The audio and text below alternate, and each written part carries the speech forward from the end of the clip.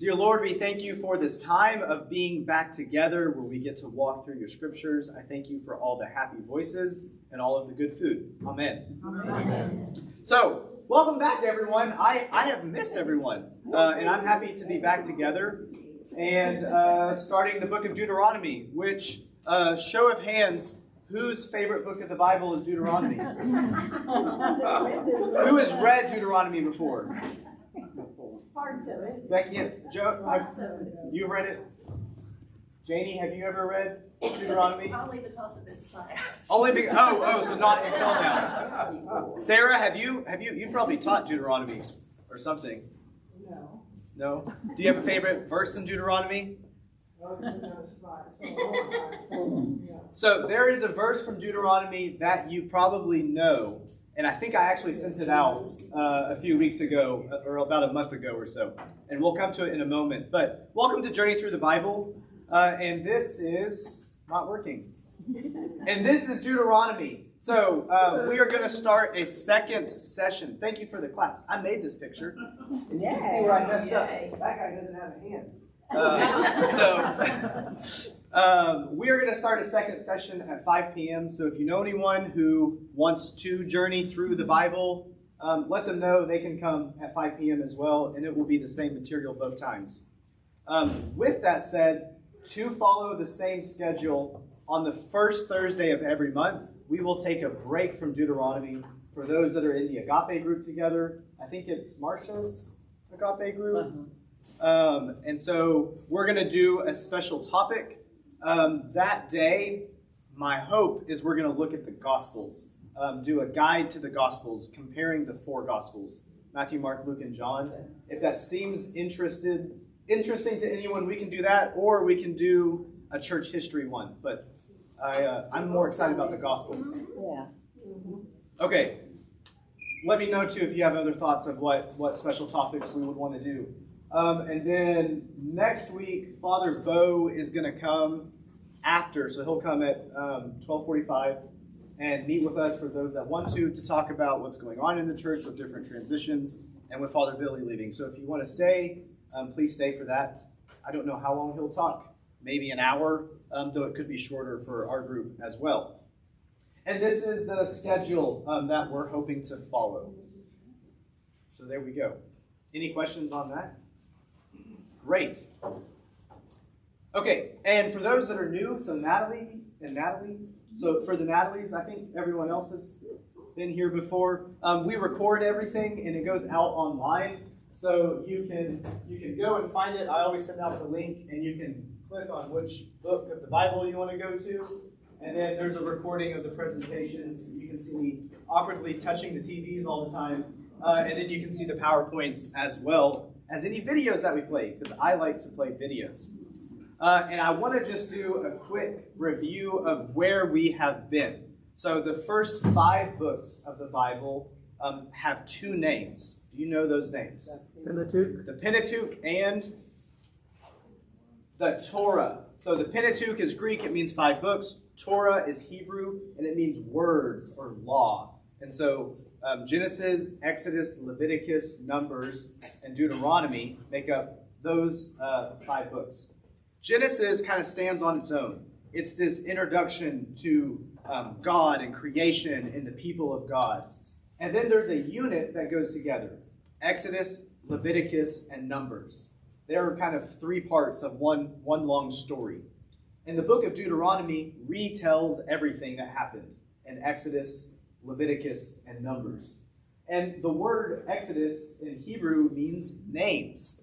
And the Exodus is about that story where the people of God are in Egypt. And the first half of the book, they come out of Egypt. The second half of the book, they're on Mount Sinai, and they're given a covenant. And they're taught how to build a tabernacle. The picture that we wanted to remember, the phrase from the book of Exodus, I am the Lord your God who brought you out of Egypt. And the book of Exodus ends when God is calling out to Moses from inside the tabernacle, because it's been built. But Moses is not inside the tabernacle with God. And that brings us to the book of Leviticus. Leviticus starts with Moses inside the tabernacle with God. And the book of Leviticus is essentially a set of laws and covenants and a way of living and following God. And it answers the question, how do I get to be with God? The answer is Leviticus. You follow the laws of God, and you can live in communion with God. You can be there with God in the tent. Oh, I forgot to change slides. Okay. And the phrase that we wanted to remember for Leviticus is, be holy, for I, Yahweh, or I, the Lord your God, am holy. And so the book of Leviticus is all about holiness. Now, the book of Numbers is really exciting because you actually have some action going on. So the book of Numbers, what we wanted to remember is rebellion in the wilderness. And so Exodus is, we are the people of God. We need to have a place to worship. We build the tabernacle. Leviticus, now I can go inside and I know how to worship God. Numbers is all about where do we go now? And so the book of Numbers is going from Mount Sinai to the promised land. But all along the way, Israel messes it up. They mess up, they mess up, they mess up. They rebel, they rebel, they rebel. God gets mad, God forgives them. God gets mad, God forgives them. God gets mad, God forgives them. That's kind of a summary of the whole book. And we saw all the different ways that that can take shape. And the other part is that there's 2 generations. So that whole first generation dies off because they were that bad. And so this is this reminder to us that we are a people who rebels, and God is a God who forgives. And so that's kind of the book of Numbers in a summary. And it means in the desert, because that's how it starts off. Now we come to the book of Deuteronomy, which is where we're going to be for the next few weeks. The book of Deuteronomy has 2 names, which in this class we've always mentioned the Greek name, the Hebrew name. The Greek name is second law. Deutero, so do is like 2, like dos. And then in Greek, nomos is the word for law. And so it's second law. And that comes from this verse, I think it's in Deuteronomy, like chapter 17 or chapter 11. I can't remember which chapter, is where we get that phrase. But the first 3 words, which is how the Hebrew books get their name, it's the words of Moses. I will try and stop touching that TV. It's so tempting. I want to touch it. And so this is the second law, or the words of Moses. And a way of remembering or thinking about the book of Deuteronomy is it's after all of that's transpired, leaving Exodus and getting to the promised land. And it's right before Israel goes into the promised land. And this is a series of speeches from Moses to this next generation that's retelling them everything that has happened and all of the laws that they need to know. What I love about the book of Deuteronomy is it doesn't just repeat everything. It tells it in a new way. And so one of the questions that I want us to ask ourselves is, how do we tell, or how do we retell the way we live in God's world for our own generation? And so what's kind of special about it is, like, you have the 10 Commandments. It gives kind of the heart of the law, if you will. And the book of Exodus and the book of Numbers explain out. This is what that might look like for the first generation. The book of Numbers comes back and tells it in a different way. But it's still retelling, how do I live the Decalogue, or those 10 commandments, those 10 words? How do I live according to God? But it looks different. What that means, and we're going to show an example of this next week. Instead of comparing Deuteronomy to how it's different in Leviticus or Numbers, we're not going to do that in this class. Although we might sometimes. But what we're going to do instead, and spend most of our time on, when there is a law that's given that's different in Deuteronomy, we're going to take it as an example. We're going to say, hey, this is how it is worded here. Let's try and find the heart of that law. So where does it connect back to the 10 Commandments, to the Decalogue? And then how might we live that idea in our own world or in our own lives? Does that make sense? Okay, so we're going to do some practical things like that this time. And then one more little slide. I forgot to mention, I want us to remember the idea for Deuteronomy is listen and love. And so you probably know this verse. It's called the Shema, or the Great Commandment. Jesus quotes this in the New Testament. Listen, O Israel, Yahweh is our God. Love Yahweh with all your heart, with all your soul, with all your mind, and with all your strength, or in this translation, with all of your might. And so that is what we want to remember about this book. Listen and love. Listen to Yahweh and love Yahweh. And now for the fun, nerdy parts. The author of this book is the Deuteronomist source. And we're going to explain that in a moment, because in this class, we have never met the Deuteronomist before. We've talked about priestly, we've talked about non-priestly, but not Deuteronomist. And there's a few things that are different. Same thing I want us to remember. These are the final speeches from Moses. And if you remember, Moses is not allowed to enter the promised land. And so this is his parting farewell to the people he's been entrusted with for 40 years.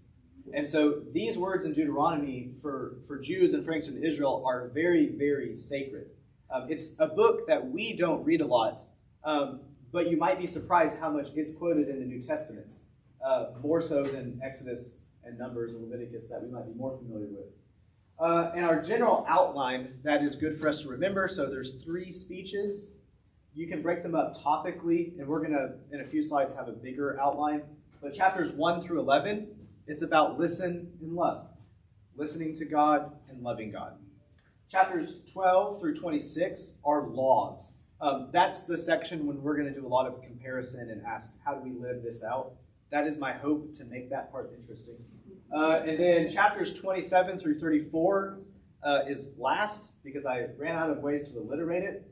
But the part I want us to remember from the final speech, it's the blessings and the curses. I mentioned this way back when we finished Numbers. On the day when we do this, we're going to go outside, and there's 2 hills that they go on. So I think we might go up onto the labyrinth and then maybe go to the community garden. But there's a series of blessings. So if you follow the covenant, you'll be blessed like this. And then they climb down and go to another hill. And then if you don't, you'll be cursed like this. So we're gonna take a field trip, maybe, or we might just walk across the room or something. I don't know. So that's coming. You'll be excited. Okay. So what are the different sources? Oh, I'm glad that you asked, because you really care. So there's 3 main sources: priestly, non-priestly, and what we're getting to today, the Deuteronomist source. Deuteronomist source is different. And you could almost think about this like early schools, like early Jewish or Israelite schools. And so they have different ideas about them. The book of Deuteronomy has a different focus than the other books.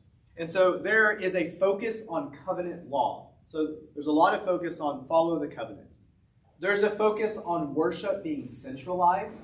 And so if you remember, the book of Deuteronomy was finalized and written when Israel is coming back out of exile after the Babylonians carried them off. They're under Persia, and they're going to rebuild a temple.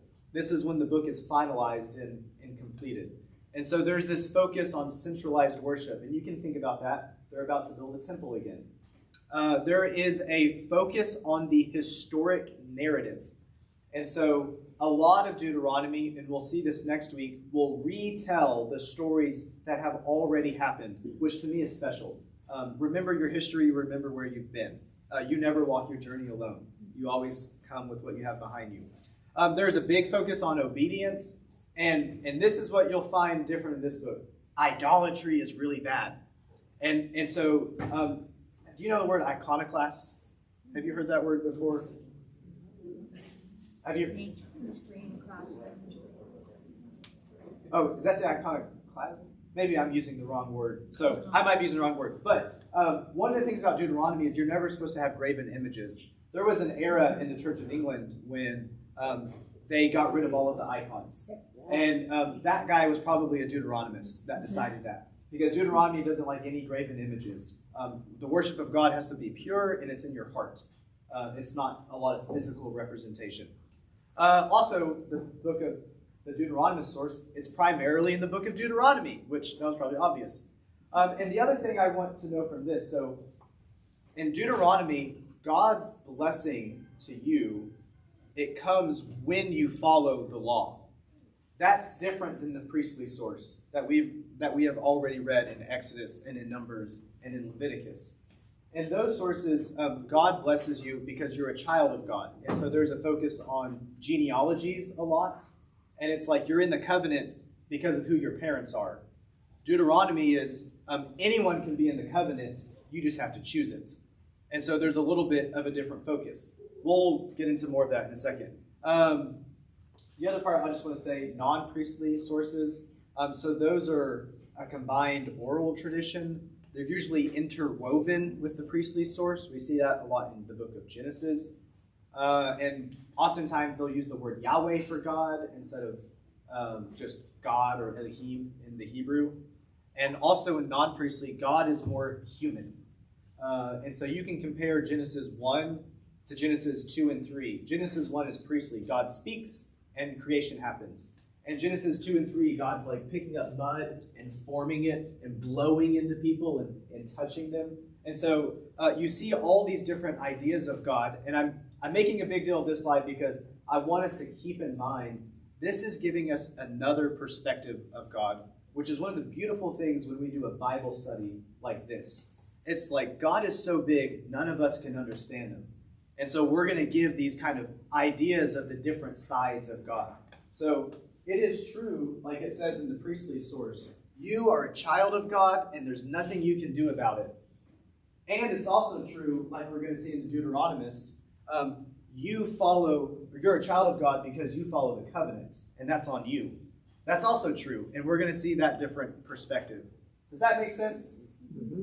Did I say that too many times? No. Any questions on that? Okay. You want to know a little more about the sources? Yay! Okay. So please tell us. So this is mainly for the 5 o'clock group that's never walked through this, so it might be repetitive for you all. But here's the priestly source right here. It's nice and red with a big P.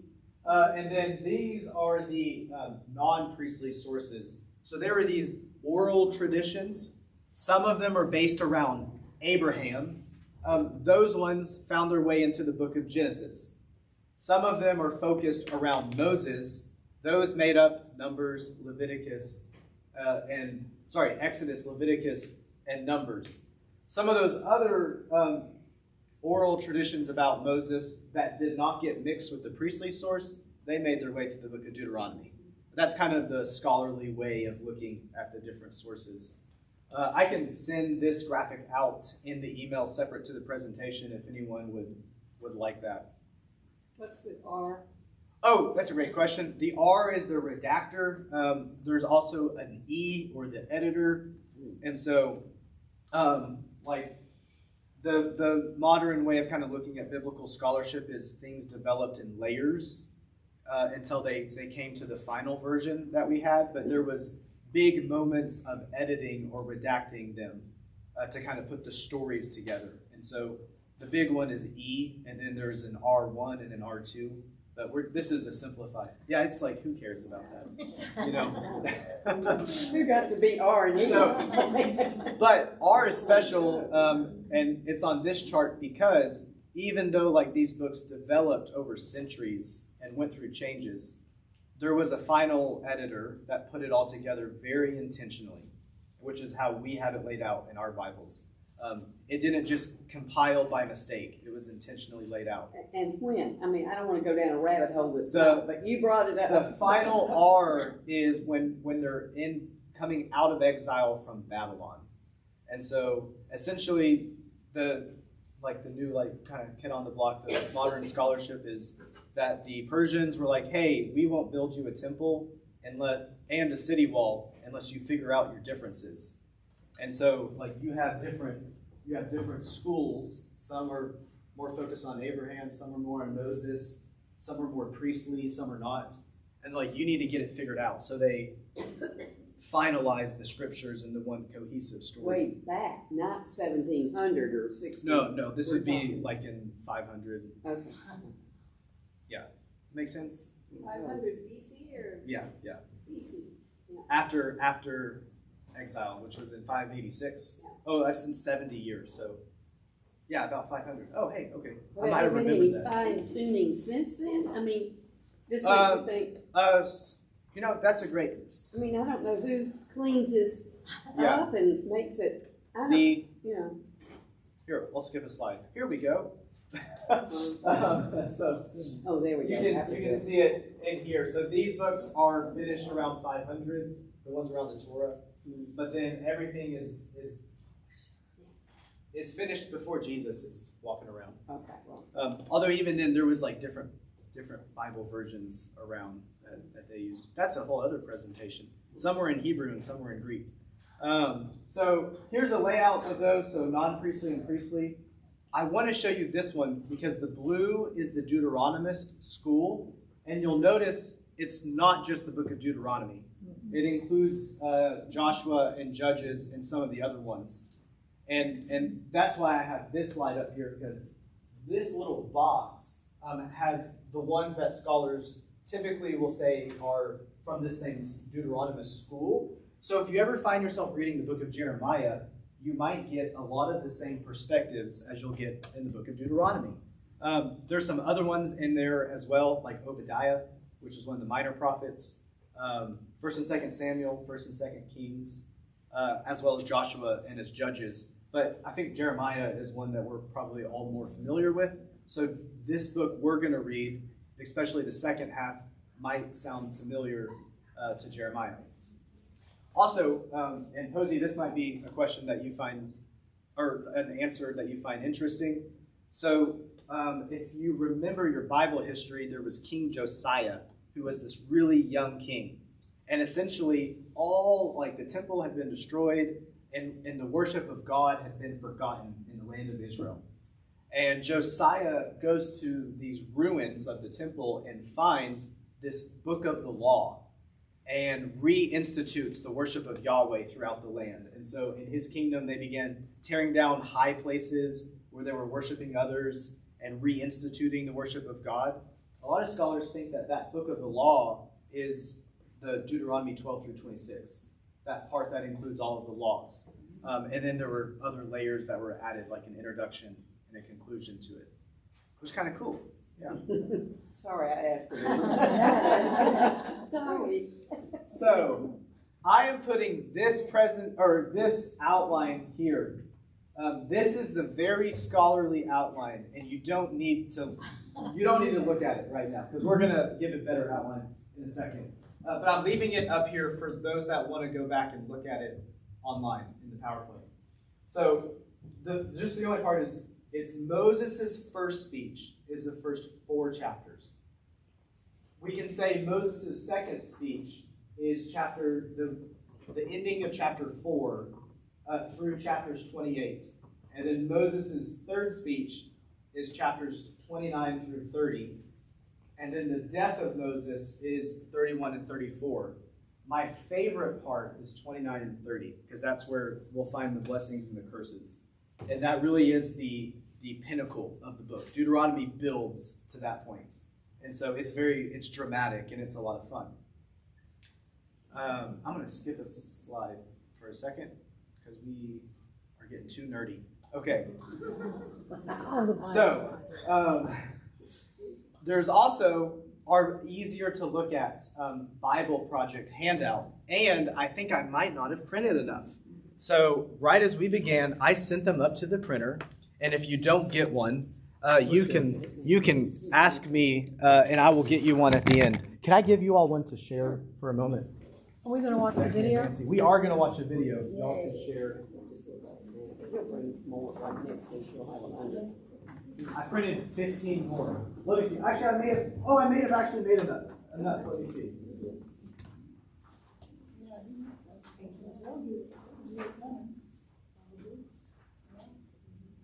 I'm going to let you all share.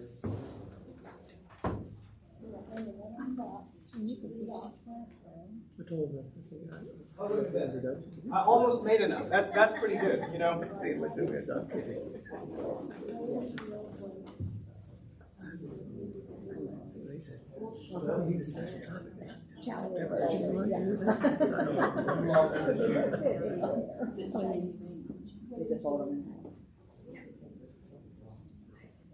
So for those that are new, this is your own very special chart outline of Deuteronomy. You can take it, you can color on it, you can put notes on it.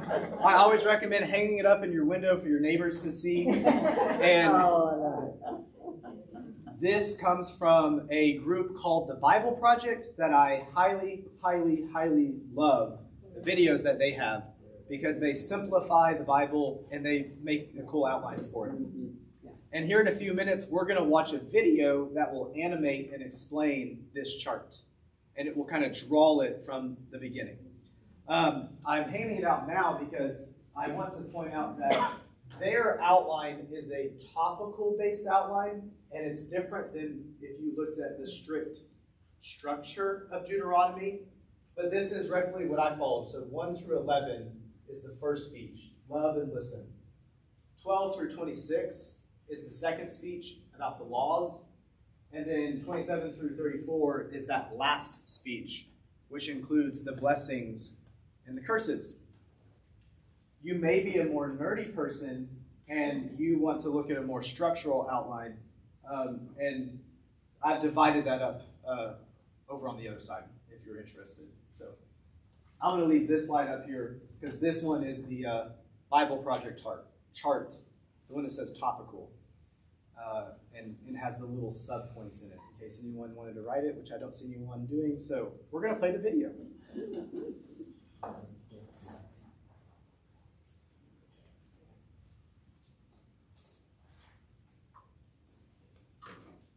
The book of Deuteronomy. It's the fifth book of the Bible and the final book of the Torah. After the exodus from Egypt, Israel was at Mount Sinai for 1 year, entering into a covenant with their God. And then they had the disastrous road trip through the wilderness, and the Exodus generation disqualified themselves from entering into the land promised to Abraham. And so Deuteronomy begins with Moses standing in front of this new generation, explaining the Torah. And it's from here that the design and purpose of the book unfolds. Deuteronomy is a series of speeches from Moses where he's calling the next generation of Israel to be faithful to the covenant with their God. At the center of the book is a collection of laws, which are the terms of the covenant between God and Israel. Some of the laws are new, but many are repeated from the laws given earlier at Mount Sinai. And that's actually where this book gets its name, from a Greek word, Deuteronomion, which means a second law. Now, surrounding these laws are two outer sections of Moses' speech. Each of these are broken up into two parts themselves. Let's just dive in and we'll see how this whole thing works. So Moses, first of all, summarizes the story so far, and he highlights how rebellious it was, in contrast with God's constant grace and provision in the wilderness. And God did bring his justice on them, yes, but he did not abandon his covenant promises. After this comes a series of very passionate sermons where Moses calls on this new generation to be more faithful than their parents were to the covenant. He reminds them of the 10 Commandments, and then the centerpiece of this section is a famous line called the Shema. Moses says, "Listen, Israel, the Lord is our God, the Lord alone, and you shall love the Lord your God with all of your heart, with all of your soul, and with all of your might." This became a very important daily prayer in Judaism, and it brings all of the themes of the book together. So the word listen, or Shema in Hebrew, it means much more than just to hear. Its meaning includes responding to what you hear, or in English we would say obey. And the word love in Hebrew also means much more than just an emotion or feeling. It's about a decision of wholehearted devotion to God that involves your will and your emotions, your mind and your heart. Now, for Israel, their obedience and devotion to God served a much larger purpose. Obedience to the law is going to make Israel a unique people among the nations. Just like God said at Mount Sinai, they will become a kingdom of priests. And this now says how. Israel has the chance, by following the laws, to show the whole world the wisdom and the justice of God. The other key idea in the Shema is that Israel was called to obey and be devoted to the Lord alone. Or literally, in Hebrew, it says, the Lord is one. Now, in context, the point is that the Lord is the one God Israel is to worship and obey. Israel is about to go into the land of Canaan, where people worship idol gods that represent all different aspects of creation: the sun, the weather, sex, and war. And in Moses' view, worshiping these gods degrades humans and destroys communities. But worshiping the God of Israel, who's the creator and the redeemer, that will lead to life and blessing. And so we come to the large collection of laws at the center of the book. And they're roughly arranged by topic. So the opening section is about Israel's worship of their God. They have one central temple where one God would be worshipped. And also, God was to be worshipped in Israel's care for its poor. So for example, all Israelites were to set aside 1/10 of their annual income to be given to the temple. But another 10th was to be set aside every 3 years and given to the poor. And these are the kinds of laws that put Israel on the cutting edge of justice in comparison to their ancient neighbors. And it was all bound up with their worship of God. The next section outlines the character qualities of Israel's leaders. So the elders, the priests, the kings, these were all placed under the authority of the covenant laws, which God said that he would enforce by sending prophets to keep the leaders accountable. So in contrast to Israel's neighbors, where kings were thought of as divine and a law unto themselves, Israel's leaders were subordinate to the law and the prophets. Following this is a large section of laws about Israel's civil life, so rules about marriage and family and business, and also about social justice, about their legal system and how it was to protect widows and orphans and immigrants. And then these are concluded by more laws about worship. Now, here's some tips for reading all of these laws. Remember, first of all, these are the terms of the Sinai covenant given specifically to ancient Israel, living in a culture that's very different from yours. And so, two, it's not going to be helpful to compare these laws with modern laws from a very different culture. Rather, these were given to set Israel apart. And so we need to compare these laws with those of Israel's neighbors, like in Assyria or Babylon. And when you do that, all of a sudden laws that seemed harsh or bizarre become much more clear. You see that God is pushing Israel to a higher level of justice than we've ever known before. And so finally, try to discern what core principles of wisdom or justice underlie any particular law. And you'll discover some really profound things. So here's an extra credit assignment. Go see how Paul the Apostle does this very thing in his first letter to the Corinthians, chapter 9, verse 9. And he quotes a law from Deuteronomy, chapter 25, verse 4. It's really interesting. So back to Moses. After he goes through all of the laws, he issues a final challenge that Israel should listen to and love their God. He first issues a warning and the ultimatum. If Israel listens to and obeys their God, everything's going to go great, lots of divine blessing. But if they don't listen and rebel, famine, plague, devastation, and ultimately exile from the land. And then Moses forces a decision. He says, "Today I set before you all life or death, blessing or curse, goodness or evil. So choose life by loving the Lord your God and listening to him." But then Moses says this. He says, "I know that after I die, you're going to rebel and turn away from God and end up in exile." Which is kind of a downer. But then again, he's been with these people for decades, and it becomes clear that his hopes are not very high. But all is not lost, Moses says. One day, when Israel is sitting in exile, at any point, Moses says they can turn back to their God, who will, in his words, circumcise your hearts so that you may love him with all your heart and soul and live. Now, this is a vivid metaphor that's saying something is fundamentally wrong with Israel's heart. It's stubborn and hard. And it's the same thing wrong with the heart of all of humanity. This is going all the way back to the rebellion in the garden. Humans seized autonomy from God. They wanted to define good and evil for themselves, and they ruined God's good world as a result.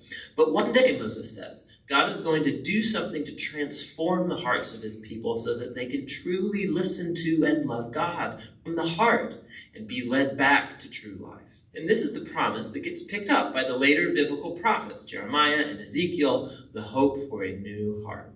So Moses ends his speech with a poem of warning and then a blessing, and then he walks up onto a mountain and he dies. And so the Torah draws to a close. All of the major plot tensions of the biblical story are in place, but left totally unresolved. So when is the descendant of the woman going to come and defeat evil? Or how is God going to rescue the whole world and bless all nations through this family? And how can God's holiness be reconciled with people who are continually rebellious? And how is God going to transform the hearts of his people? You just have to keep reading to find out. But for now, that's what the book of Deuteronomy is all about. So that's why we love the Bible Project videos, because they are awesome. Now, they...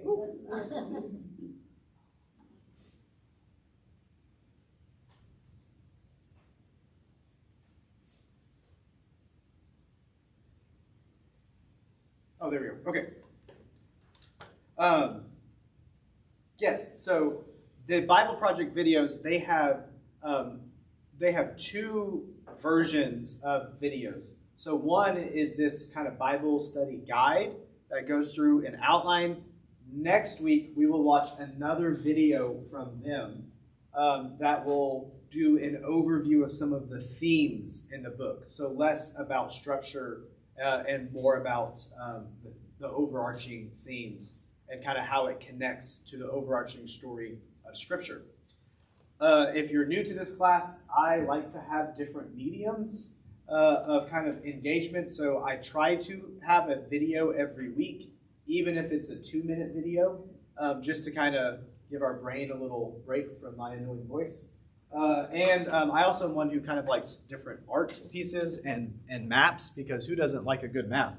And so these are some maps that we are going to look at next week. That's kind of just some of the land, just to kind of orient ourselves. And then I think it's 2 weeks after that, we're going to have some art for the 10 Commandments or the Decalogue.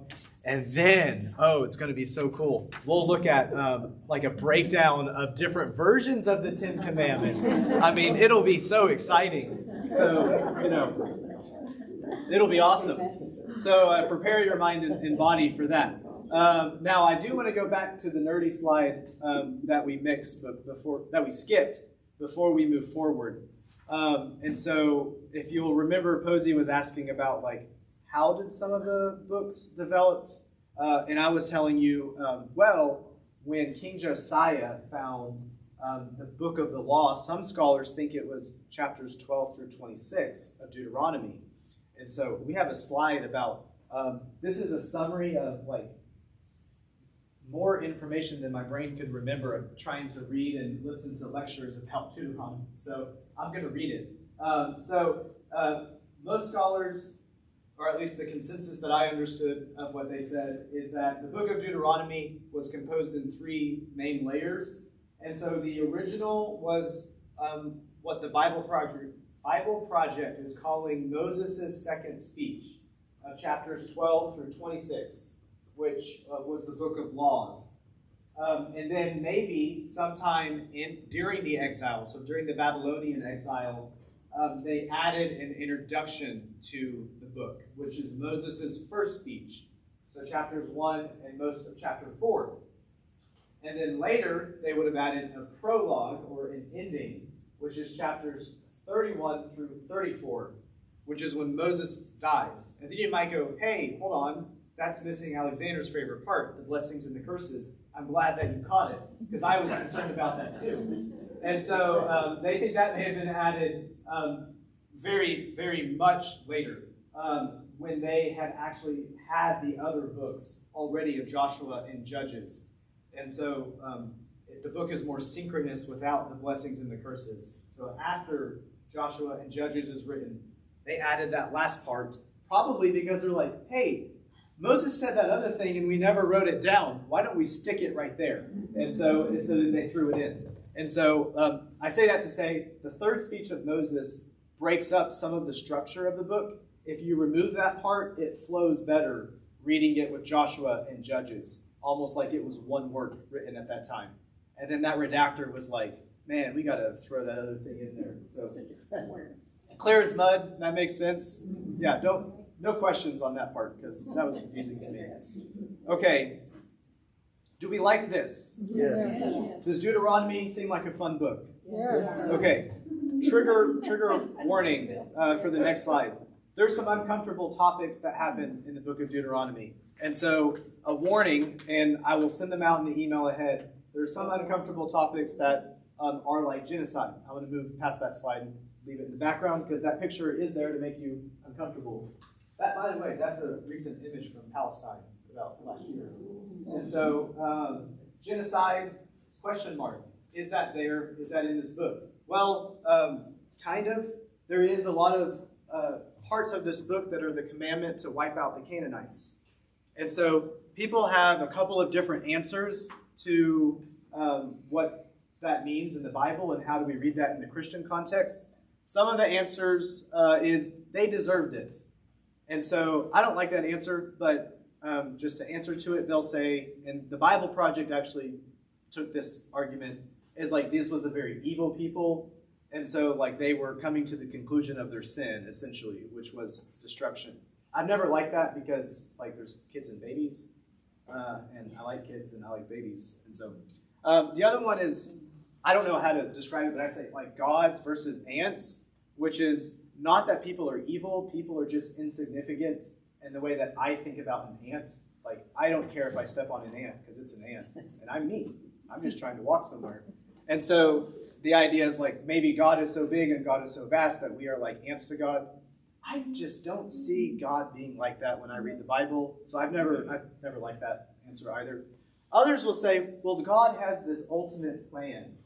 And so almost like when I'm with Poppy and I tell her, don't walk on the hot sidewalk because you'll burn your feet. This happened yesterday.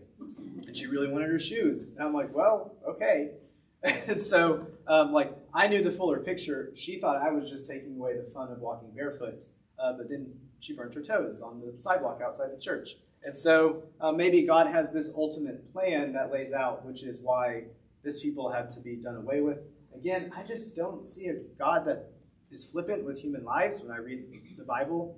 Some other people will answer, well, that genocide never actually happened, which I will say, actually, if you look at some of the history and the scholarship, some of the stories don't, when you look at them historically, don't play out the same way that it happens in the stories that are given in Deuteronomy and in the book of Joshua. Again, I've never really liked that answer. Other people will say, well, the Bible is human and not divine. And so we are just reading about people not liking other people, not God saying, I don't like people. You can have that as you want. What you'll often hear me say is, the story isn't over yet. And so when we're reading these stories of Scripture, we're seeing a God reach out to a people and pull them somewhere better. And so we are going to hear people in a place that's not at their best. But the story's not over yet, and God's not done with us. And by God, I'm thankful God's not done with me, because I need a lot more work too. And so I want to just give a warning that there are some texts in here that are uncomfortable. Last semester, I don't know, when we were in the book of Numbers, I think we took a whole day to talk about this, or at least an extended period of time. We played a video that I left in the slides because I'm going to just send it out and include it in the Deuteronomy portion in case someone does want to look at it. But I want to come back to this when we come to uncomfortable text and scriptures. There's cookies and eggs and other things over here as well. There is this story in the very middle of the book of Genesis about Jacob. And it's right before Jacob is named Israel. And so Jacob is about to come back into that land that is the promised land. And Jacob wrestles with God. And at the end of this, while they're wrestling, God reaches out and breaks Jacob's hip. And it's removed from the socket, which is why Jews don't eat the hip bone, the meat around the hip bone today. And he asked for a blessing. And so the angel or God says, you will now be named Israel because you wrestled with God, which is one of the names of Israel, wrestles with God.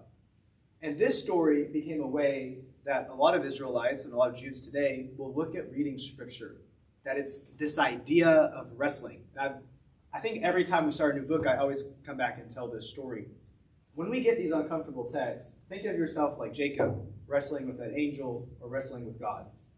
It can be difficult to wrestle. I bet Jacob was uncomfortable wrestling all night long through the night. He probably wanted to sleep. And sometimes when we read the Bible, we want to sleep too. But if we keep on wrestling, we might walk away with a hurt hip. There are some things that will be hard for us. But like Jacob, we always come away blessed. And so my encouragement for you is when we come and we're going to read some of these uncomfortable texts in Deuteronomy, especially if we move to Joshua next, keep wrestling, keep wrestling, keep wrestling, and the story isn't over yet.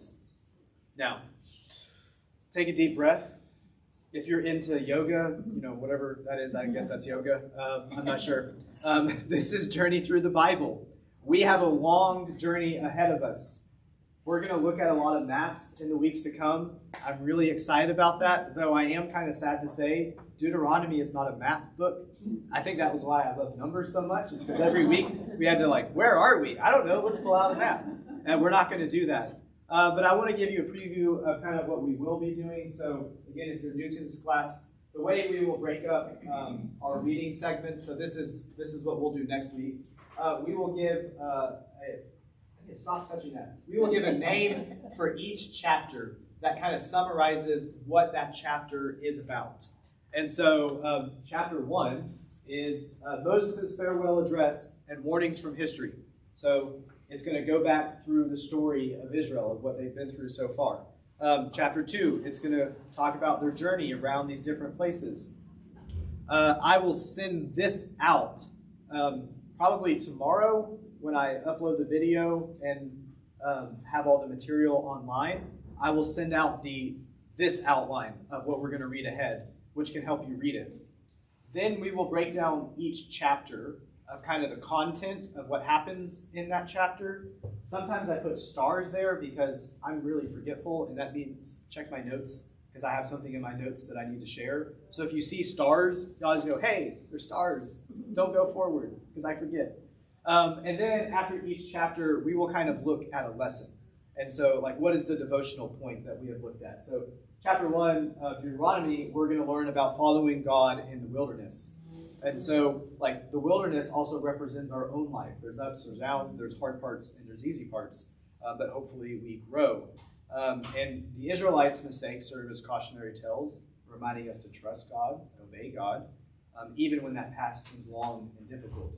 So we can think about our own life like their life. There's also more lessons in chapter 1. New words for a new generation. I came up with that phrase. I like it. I thought about that being my name for Deuteronomy of the whole book.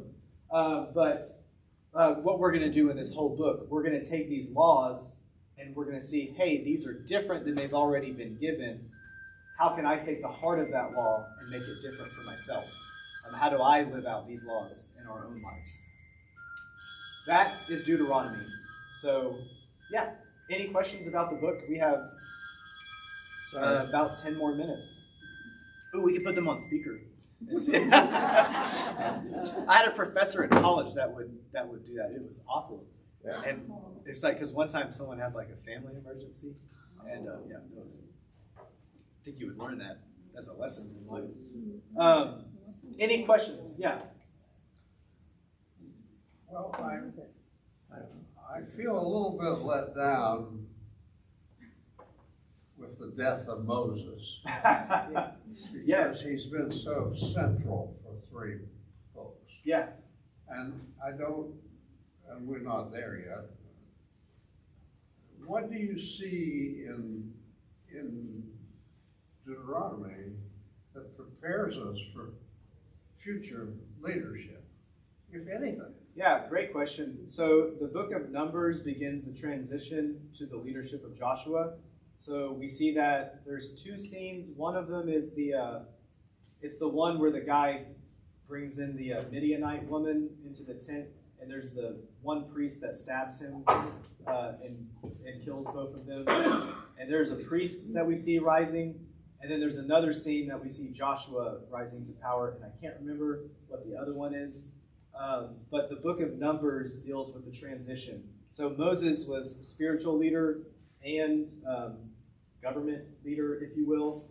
Those roles get divided after Moses. So priestly roles are given to Aaron and his sons. And then the government leadership goes to Joshua later. I can't remember that. So we segue more into prophets now. Prophecy. The minor prophets, the major prophets, so-called. Yeah. But we will see, Deuteronomy is Moses' farewell address. And so this is saying, so in the story, he's 120 when he dies. So he's pretty old. He's ready to go away. But he is going to give everything he wants them to know. And so I am not sure if later parts deal with leadership. The book more has to do with spiritual, what you do inside your heart and how you obey God is what Deuteronomy is focused on. But I think you'll be satisfied before he dies. And there's an encouragement that life goes on when I'm not there. And so, like, for Moses, like, this is what he's dedicated his life to, is these people, and he doesn't get to see them on the next stage. And so there is this idea that I have to let go and trust God. And that's kind of what we see him doing here. That's a good question. I'm going to try and remember the other scene where we see Joshua rising up, because there's the priest, and then there's a Joshua, and I know it's not just Joshua and the 12 spies. There's another part that happens, but I don't have it in my mind. Other questions on Deuteronomy or disappointments?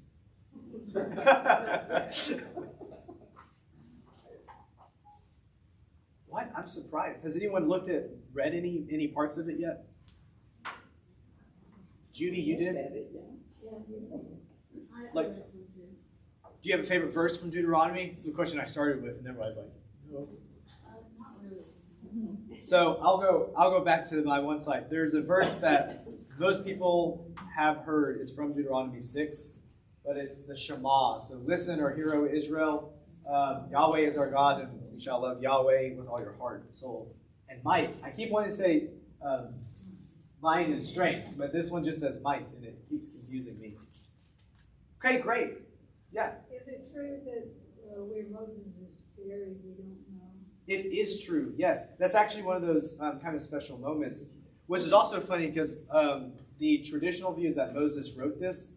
But is it true that we don't know where Moses is buried? And so the book ends with Moses dying, and then a description about what happens to his body when he dies, which is funny when you think Moses wrote the ending to Deuteronomy. So, but there's this like. Why need your obituary? So I guess God told him, he's like, I'm going to take your body and I'm going to bury your bones somewhere else.